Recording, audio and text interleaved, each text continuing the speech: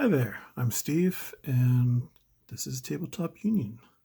Today I'm going to be unboxing and taking a look at the completed models for the Exiled Dead for Warhammer Underworlds.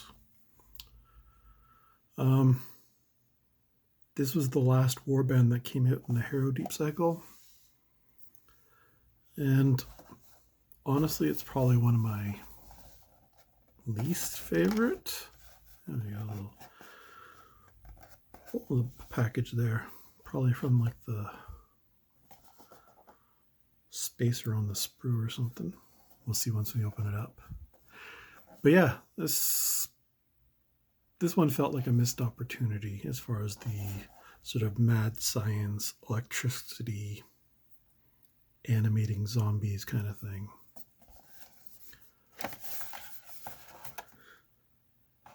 Here's the back. We have Daintilos the Exile, who's a vampire, and he appears to have no mouth. And even his eyes are a bit not quite there. So originally, when they first previewed this, it was just this guy that was shown, and he looks really good. He's got like the painted like it's an orc arm that's stitched onto his body and all the electrodes and all that. And I thought, wow, this is going to be an awesome warband. Then we saw the rest, and it was honestly lackluster. But as sometimes happens, maybe when putting them together, I will discover that I like them more than I thought I would. I remember the very first Warhammer Underworlds box, Shadespire. I wasn't very interested in the Stormcast Eternals.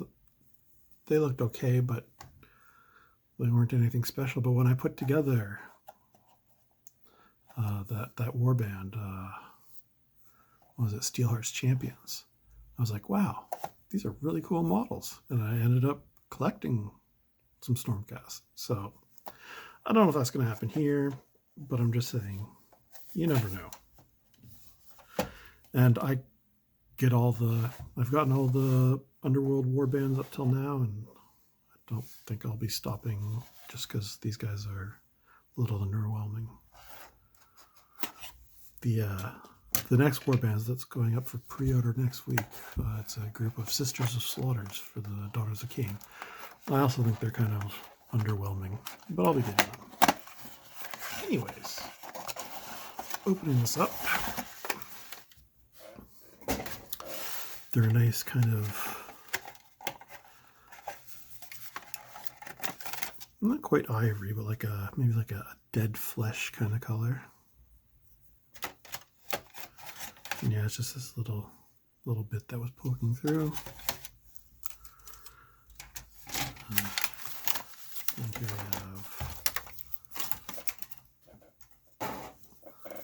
the cards and such.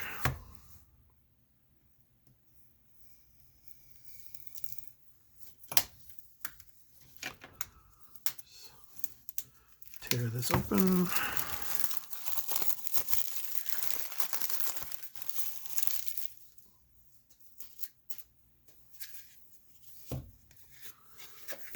Those to the side, and we'll have a little look at the instructions first. So it's just going to be like 3 pages.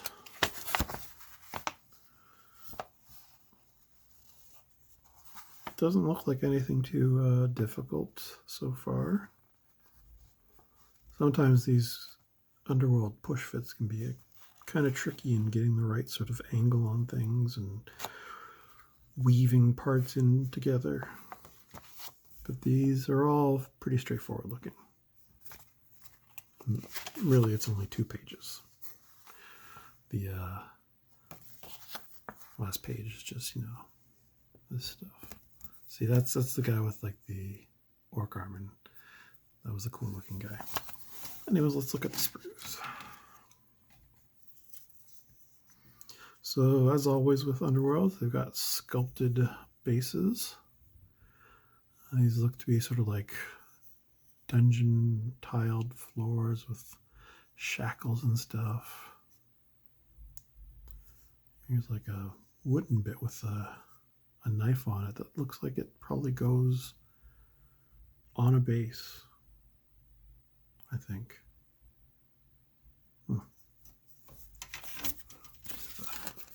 Quick look here. Yeah, so this is for the crouching dude. Goes on there. It's interesting they did it that way.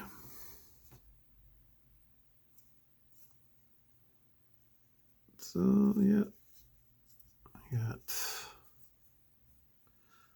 not much to look at on this side. Stitched leather robe. The leader Dantalos has a theme of severed hands on him, which is a choice. I really don't like how. So this is his torso, and these are like shoulder pads, and they're severed hands just sitting on his shoulder. I think they look kind of silly, but maybe you just really dig that, and if so, that's cool. You do you.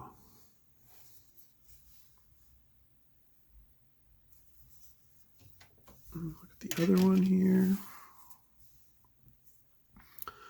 Got a little rat on this one, this base. Some more shackles, broken tiles. Yeah. This guy's almost entirely just one piece. I guess he just has some that goes on his back. Maybe even just this piece, just some rods, electrodes.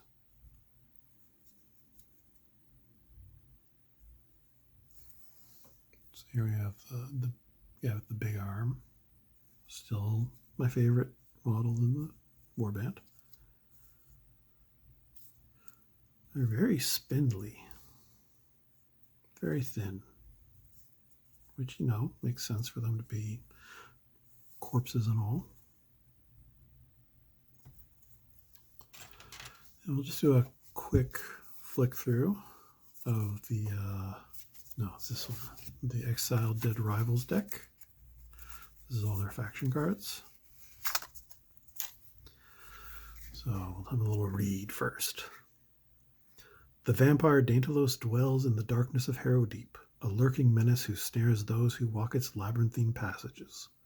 His experiments with the force dynamic, the arcano-electric force he believes animates all things, led to his self-imposed exile from Shaiish, where his brand of necromancy is taboo. In Harrowdeep, Dantalos found an ideal place to hide his grisly experiments, aided by his mortal apprentice in necromancy, Markov. Dantalos animates recovered cadavers with arcane machinery and the force dynamic. Sorry about that. Had someone at the door. Where were we? These Arcwalkers, as Dantalos dubs them, act in eerie unison as they tear apart their foes. With their unwitting assistance, Dantalos means to uncover every secret of Harrowdeep. The force dynamic. Sure. And then we'll just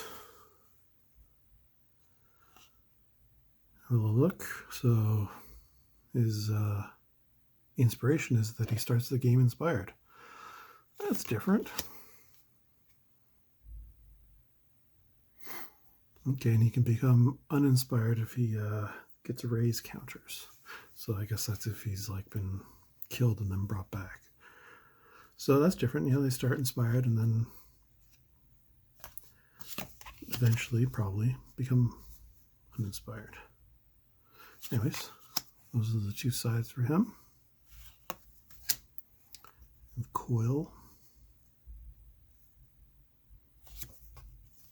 Yeah, see, he's got a borrowed limb.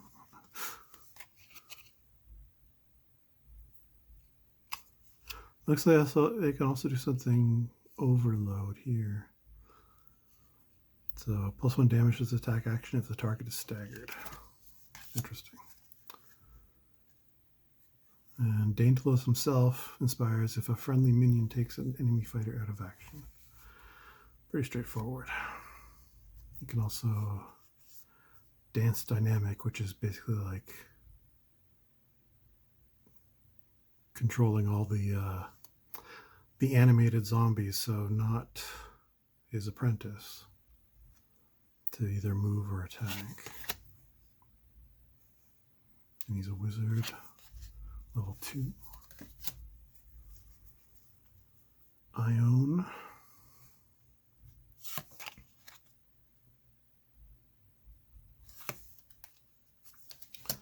This is Markov, his apprentice.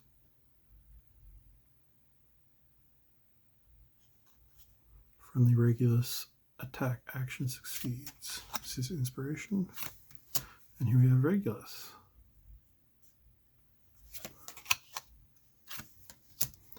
Vlash. I'll just quickly show you the cards. I won't read them. I'm not really a strategy channel or anything like that, so. And as always, you can find these cards at warhammerunderworlds.com. Plus there's probably, I believe, a community maintained database as well. That's useful for building decks and such if that's your desire.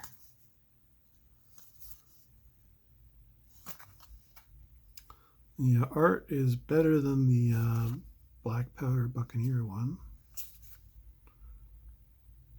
So that's nice. Not bad. And a little iffy there.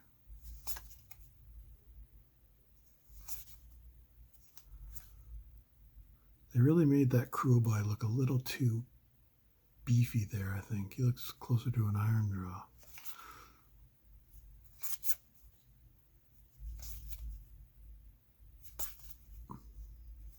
So lots of stuff about the force dynamic and playing with it to do little tricks and gain points. All right. I won't go through the other pack here. It's just universal cards. And I won't be using those. But what I will be using are these. I'm going to go put these together and I'll be back with the assembled models. Okay, so I've put them together. It's been a couple weeks since I've made the first part of the video. So I've made a little cheat sheet so I can try and remember all their names. Remember, I mean read them. We'll start with the leader, Daedalus. Yeah, he is better than I thought just from looking at pictures. Often what happens if you see like a miniature you don't like, you'll put it together and it'll actually, I don't know, just be better in person than what you thought it would be. And this is the case. I still don't like the little skeletal hands on the shoulders. But otherwise, yeah, he's tall despite being stooped over. You know, get a little sneak peek of one. So yeah, you can see like stooped over, he's gonna tower over these guys. So pretty cool.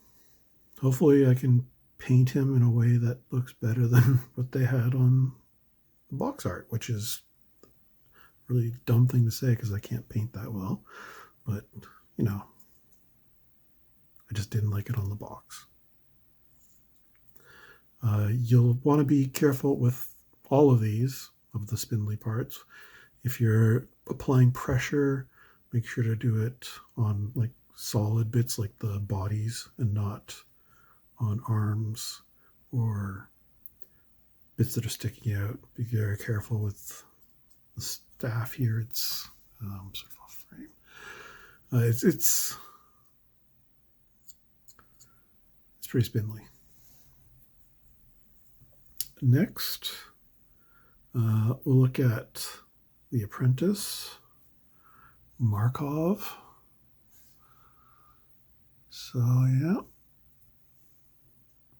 he's all stooped over. He's got his mouth stitched shut as well, just like Dantalos. He's got a little, take my strong arm, little gimpy arm there. And he's not a zombie. He's just a ghoul guy. You know, still mortal, still living. I'll need to clean up a bit of the gap here. It's kind of uneven.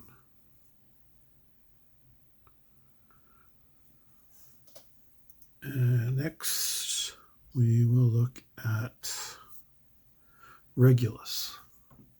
So he's sort of the most competent, I guess, I think, of the zombies.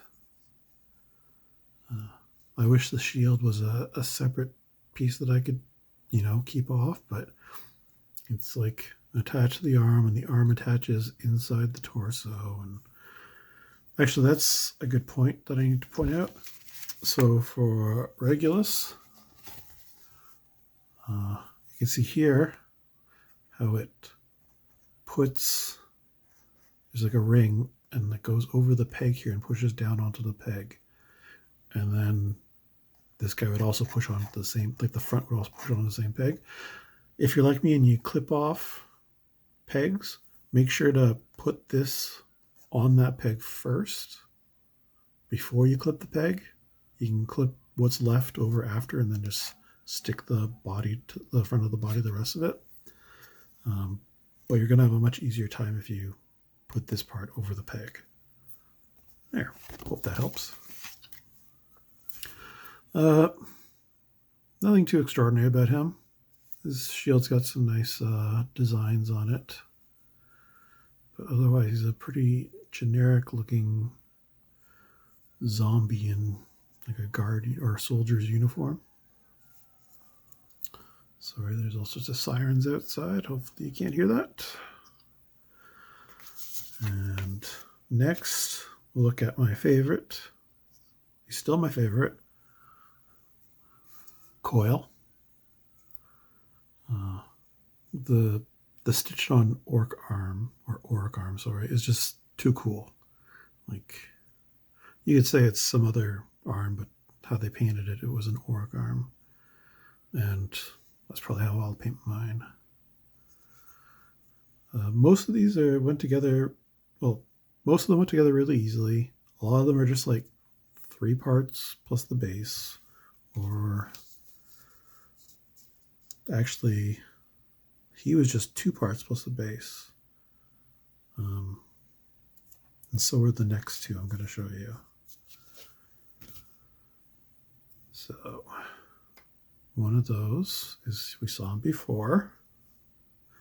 It's Bolt, I believe is his name. He's got some great detail in his face. It's excellent. He's got the exposed brain with the nail stuck into it. He's got his poles in the back for the force dynamic. Yeah, this is a nice one. Pose and detail and everything. He's probably my second favorite, I think. Not sure. And then we got Vlash. This is the only one that I wasn't happy with how it went together. I don't know if it's because I clipped off the peg, though it shouldn't have been, but it's got like a gap here at the bottom and gap in the back. And you can see the gap along the side here. So yeah, that was the only one. He's very, very spindly. You gotta be real careful where you're pressing down on putting these parts together. Just keep it to the body. Don't push down on this arm. Don't push down on these. Don't push on the legs. You know, just very carefully push them together. Like I had to be careful without the peg. Trying to push it onto the peg, I could easily see something bending and either snapping or just being like really weakened. And then finally, we have Ione. This is probably, looking at the pictures in that, it's probably my least favorite. She, I don't know. She looks better in person.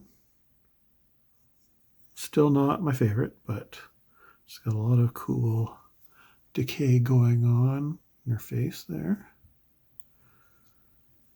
It's a very, it conveys the sort of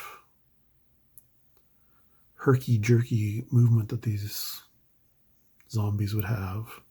We got like one foot going this way, the other one going in. We got the torso twisted around.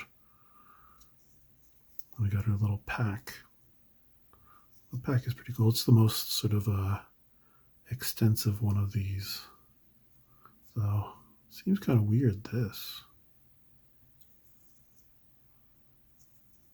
Just sort of like that. I guess it's supposed to be like sort of hanging in the, like moving with her movement, but it just looks like it's missing something there. But it's not. Anyways, I think that was probably long enough. I hope you found this helpful if you're putting them together or trying to decide if you want to get them. Yeah. Feel free to leave a comment down below on what you think. Maybe subscribe if that's something you want to do. And I'll see you next time. Bye.